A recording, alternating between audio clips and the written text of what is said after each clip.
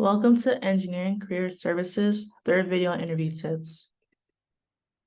In this video, we'll talk about common interview structures you can expect, as well as how to answer commonly asked interview questions. No matter where you apply, you can expect a similar interviewing structure. First, we'll explain rounds. Then we'll talk about flow. The first round is typically a phone screening where an HR person calls to see if you meet the minimum qualifications for a role. Or it might be a platform you have to use to record answers to a series of questions. This round typically lasts 30 minutes. The second round is typically conducted via Zoom or in person with the primary hiring manager. It could also include an office or site tour. This round usually lasts about an hour. The third round or beyond typically takes place in person with a panel or multiple individual interviews. It is important when interacting with a panel or multiple individuals during any round to always be cognizant of respecting all parties involved, including making eye contact with the speaker in addition to other members of the panel. Making eye contact with everyone subtly communicates respect for all participants and ensures you understand that everyone will have input on who is hired, as well as smiling and thanking each person for their time. Keep in mind, interviews can be on campus, scheduled through Handshake, via a virtual platform, or at employer sites. Other types of interviews could include a presentation or job talk, group competition or project, dinner, lunch or reception meet and greet, or psychometric tests. Note that while psychometric tests can give some insight into personality or cognitive aptitude, many candidates have concerns about them being a required part of the hiring process due to potential inadvertent discrimination. If you have concerns about this issue, you should discuss it with your interviewer. We have additional information regarding such tests in our interview tips handout, linked below. The following flow pertains to any of the rounds previously mentioned. First, there will be introductions. During this stage, first impressions are made, and we will talk about ways to make a good first impression in a later video. Next, there will be employer-led questioning. We'll cover 3 types of questioning styles in the upcoming slides: behavioral, technical, and case. Finally, there will be the interviewee-led questioning and the closing, which we'll discuss in the 5th video in the series. So let's get into some best practices for answering questions. Behavioral interviewers ask you to demonstrate how you would perform on the job based on your prior experiences. These types of questions usually begin with, "Tell me about a time when." When answering questions during a behavioral interview, we recommend using the STAR technique, which lets you answer questions using a story-based method.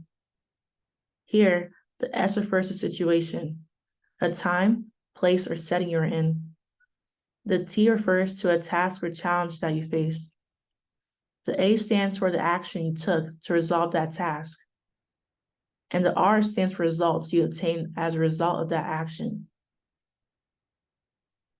We recommend closing each answer by analyzing the result as well. For example, if you share a story where something did not go as planned, even though you handled the situation well, you can still explain what you learned, or illuminate how you plan on connecting your past experience to the position being discussed. Every answer needs to demonstrate the skill you want to express. No matter how mundane your story might be, by practicing storytelling, you can make your answer impressive. Remember that if you cannot think of an example for a question, you can answer hypothetically. For instance, if asked, "Tell me about a time you disagree with your colleagues," you could say, "I haven't had any major disagreements among my peers when working on projects, but if that were to happen, my first course of action would be to talk to people one-on-one and seek to learn how I might help improve the group dynamic." So let's cover some strategies for answering challenging interview questions you may encounter. First, We want to emphasize that if you receive a challenging question, it is always acceptable to say, "That's a great question," and briefly pause before answering. You do not have to apologize or scramble. Employers will appreciate a thoughtful response. However, here are some ways to answer questions that are commonly asked. Tell me about yourself, otherwise known as the elevator pitch. An approach to answering this question is explaining where you've been, in other words, your past experiences and education, where you are now, what you're currently doing or looking to do, and what you have to offer, what skills you'd like to use on the job. This could sound like, I'm currently a junior in the bioengineering program at Maryland. Last summer, I interned in the NIH oncology lab and learned the value of collaboration as a researcher, which inspired me to pursue work in Maryland's virology lab. I'm looking forward to working at a company where I could put my research and teamwork skills to good use. For what is your strength, you'll want to answer with a specific example. This might sound like, as a civil engineer, I know all aspects of project management are important. However, my strength lies in ensuring the teams I'm on consider environmental impact.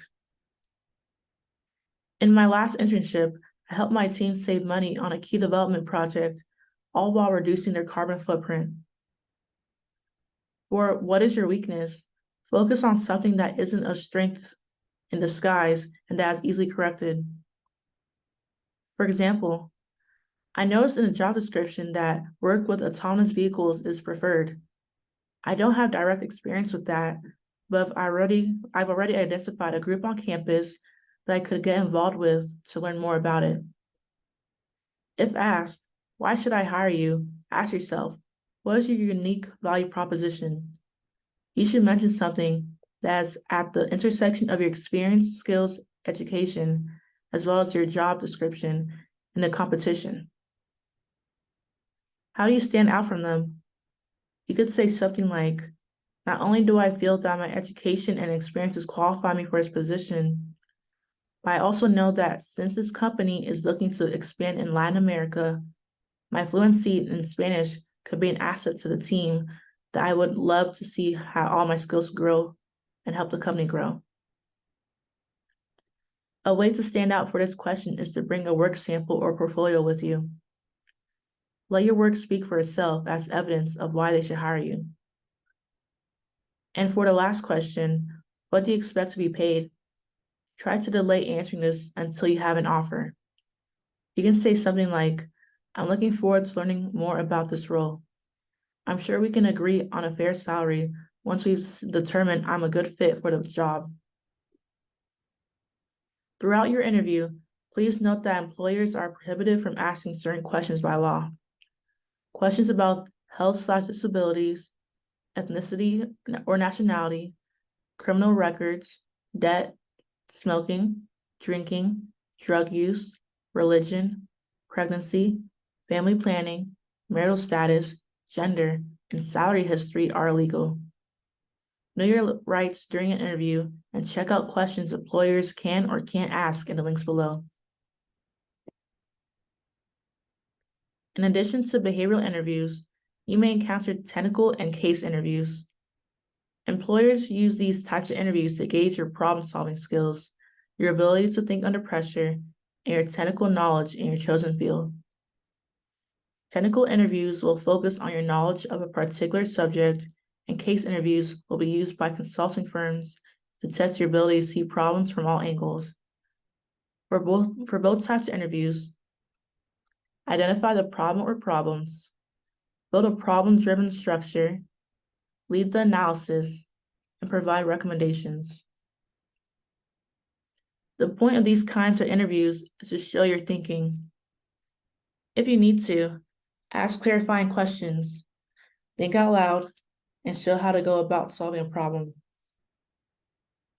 If possible, approach a problem from all angles you can think of, such as market, financial, and strategic, for example. For case interviews in particular, it's helpful to use frameworks. For more information on frameworks, check out the links below. A common concern is about what to do when you don't know the answer. If you're stumped on an aspect of the question, or even the whole thing, be sure to ask questions. Break down the problem into small steps or facts and determine which area causes the most confusion. Start there and ask for clarification. Outlining the problem might enable you to see things in a new light. All the employer wants to see is you showing them what you did to try to arrive at the answer and why you still have questions. Our best advice for these interviews is to practice. Be sure to look at the links posted under this video for more technical and case interview resources. Also stay updated on our events throughout the year for employer sessions on case interviews. With this information, you'll know what to expect during an interview, as well as how to answer questions. In our next video, we'll share our top tips for how to prepare the night before and day of your interview.